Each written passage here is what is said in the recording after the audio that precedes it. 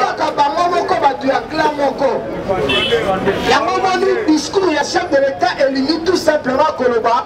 Je ne permettais jamais une quelconque engagement politique qui est de contre-nature na ba prérogative constitutionnelle nangai.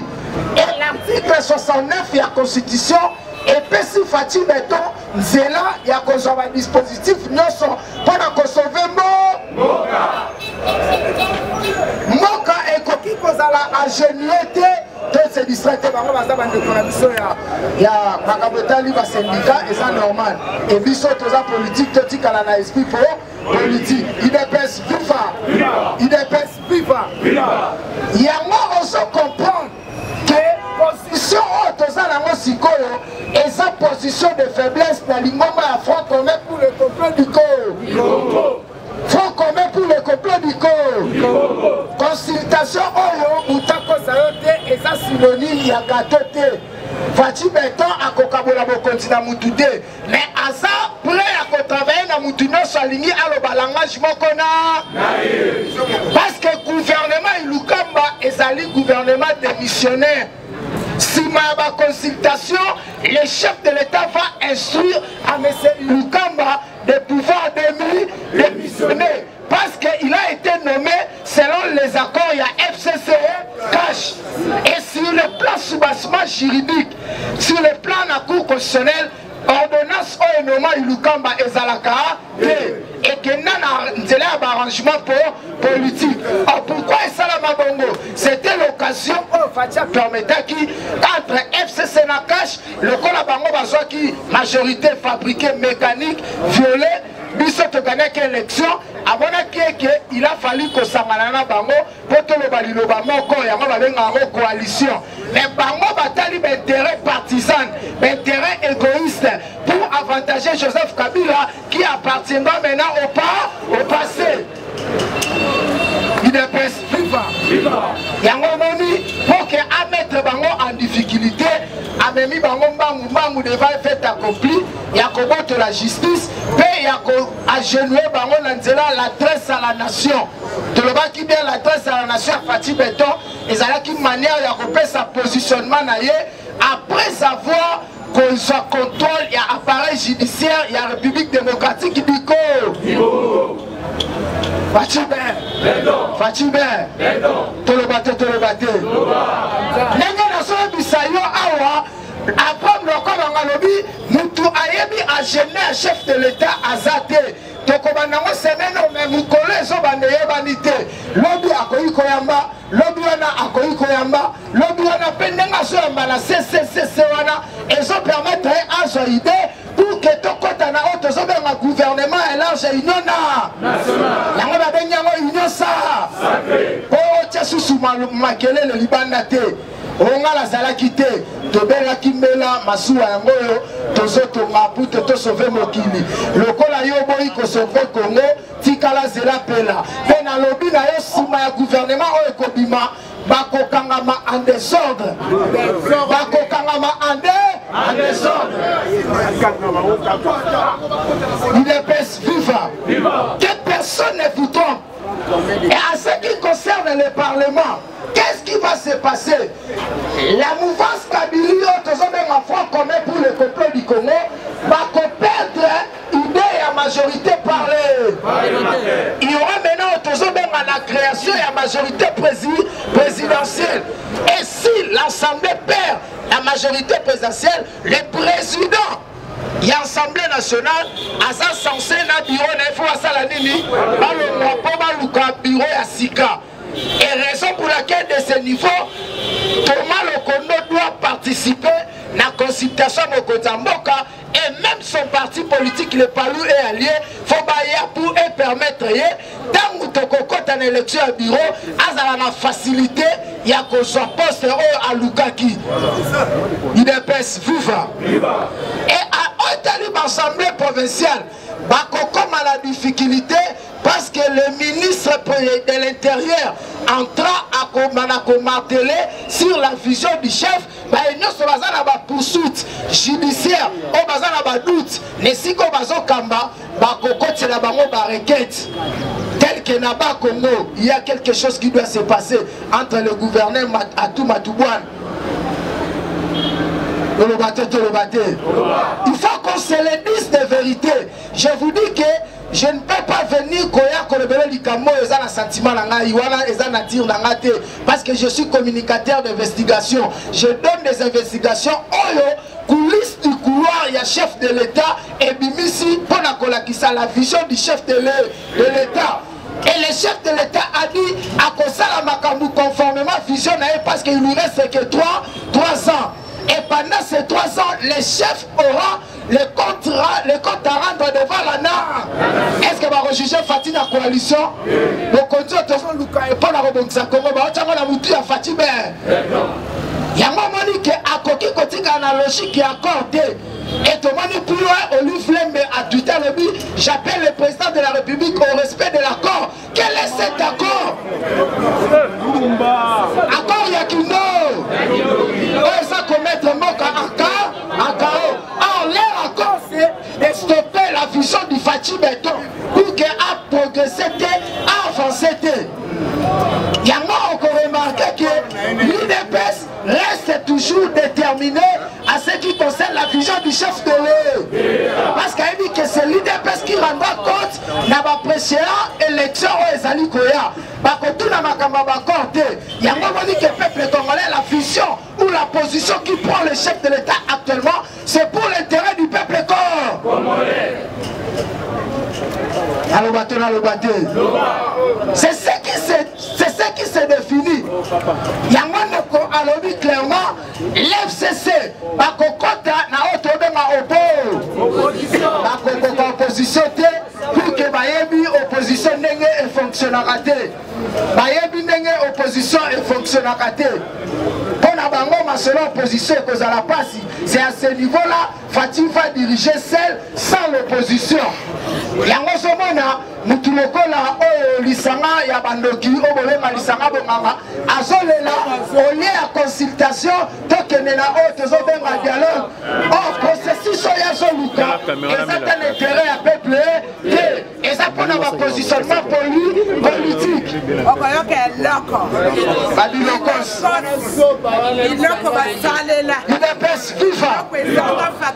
Les plus grandes choses, c'est d'aider le chef de l'État. Or, le seul moyen au chef de l'État qui a gouverné bien, c'est de mettre FCC à genoux dans l'accord Rwanda. Parce que l'accord Rwanda est que dans la volonté politique n'a été. Alors, d'où bien un discours, je les ai observés pendant 2 ans. Mais na monique, na Obama Bazoluka, Balukika comme intérêt politique, peine intérêt à Kingakati.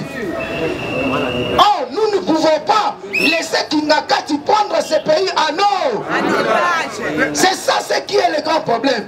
Fatih n'a pas voulu que Kingakati prenne le pays en otage. Parce qu'à la fin de son mandat, c'est lui qui sera redevable devant le peuple corps. Et maintenant, à l'autre côté, c'est le certificat de mariage.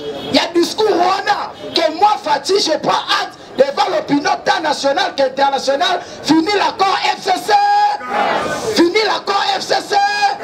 Et Lukamba, tu ne peux pas parler de l'engagement. Il y a accord Nabino au sein du groupe. Raison pour laquelle, ni l'heure, ni jour, je ne suis pas le conseil des murs. En si longtemps, qui n'est pas à Kengo. Balobi, il reste combien de conseils de ministres? Je cherche 40. Oh, il va quitter Fatih pas. Fatih pas. Alors qui va voir le système à cesser. Alors, il va y avoir la carte à eux. Bakanisi nganga mwanga soba.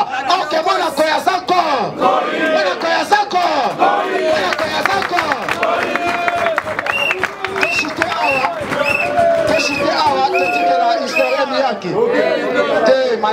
On fait par rapport à Yatan. UDPS viva. Nous ne pouvons pas en tout parler parce que tout le monde a des ressources, des informations à tirer pour que tout se complète. Et à la minute, à dater d'aujourd'hui, ni l'heure, ni jour, fini conseil de. Après, ils ont petit calé 140 et au petit calé 140, la nègre salarié va calcul, binonion sont à bout.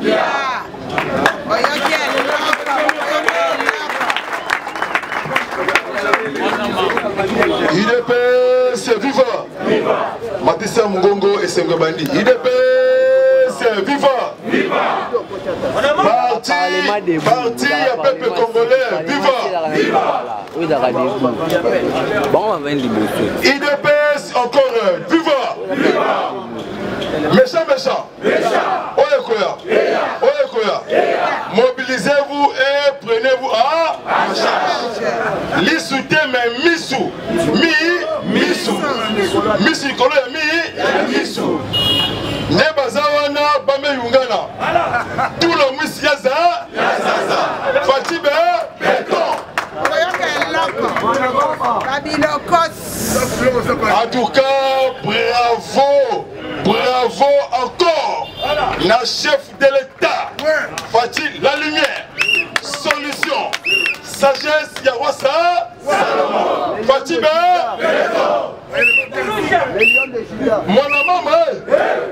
Mwana mama, Yaya Matako et Senozali, Mwana mama, Mambu Maso Belé, discours il y a 6 minutes historique. Discours il y a 6 minutes. Et ça encore là 60 minutes inédit. 6 jours. Oh Nzambe Salaka Moki. Discours il y a président Félix. Et l'ongwisi. Tu es PPD, comme une opposition. Oui, mais Bango, IDPS, ezali patrimoine national. Fatih Béton la lumière, le 23 octobre, après si leçon, naba étudiant, naba étudiante.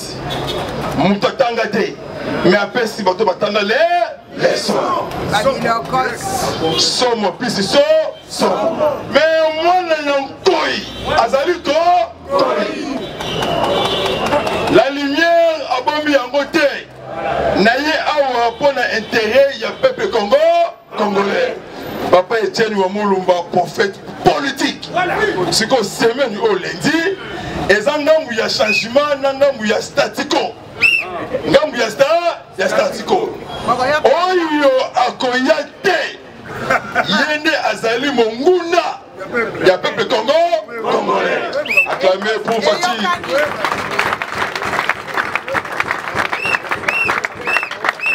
Chef de l'État.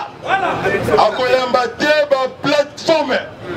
Akoyamba les acteurs politiques. Et le groupement politique. Dans la consultation exacte partage il y a gâteau. Non, écoute. Les opposants vont s'échanger en soumission. Bon côté. Le baki bako fukama et vous allez trop tard. Parce que les alliés formalité. Mais c'est Mike Amer. Nzita. Moi na matete. Déjà à Salaki consultation. Naba opposant. Abanaka la Moïse Katumbi. Bemba Gombo. Akepa ya Fredolin Ambongo Bessou. Cardinal. Akei epa ya Martin Fayulu Madid. Asolina bango pesi mokonzi ya mbokara rapport. Lelo bor ebandi. Tangu ozo pas chef de l'État. Baye parti na yo ezani. Ozana ba député combien? Maman langaye. Bakarema.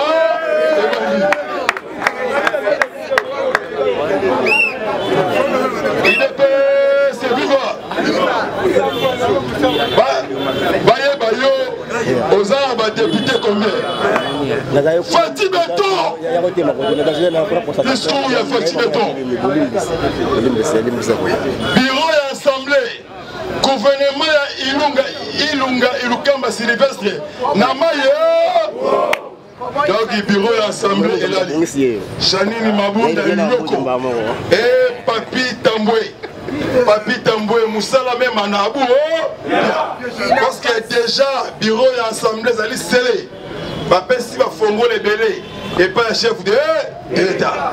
Primature P, c'est les. Ce que le chef de l'État, alors qui boye.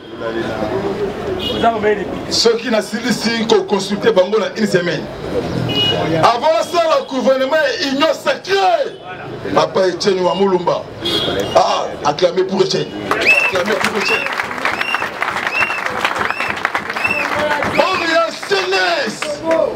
CNS, union sacrée de l'opposition.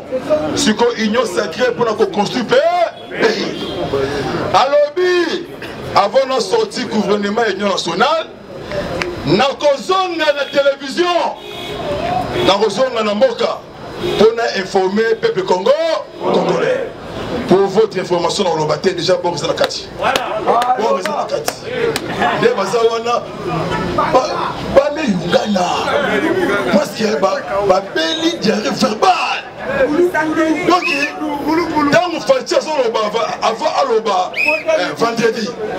Attention! Nangamouya Pepe.